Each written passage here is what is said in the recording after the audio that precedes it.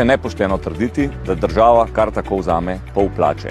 Minister, država vzame kar tako in zapravi kar tako. Če bi bilo drugače, ne bi imeli kar 2 milijardne luknje v državnem proračunu. Velik del gre za to, da je v Sloveniji zdravnik zastonj.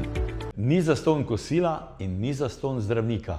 A vi ne plačujete zdravstvenega zavarovanja? Če bi te storitve plačeval vsak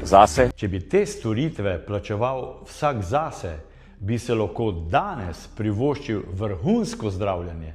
Danes, ne šele čez 3 leta. tako pa v Sloveniji nihče ni prepuščen sam sebi. A res?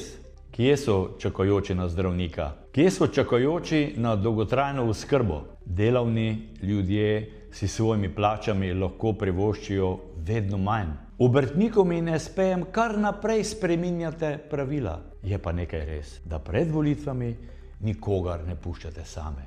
Živeli bombončki!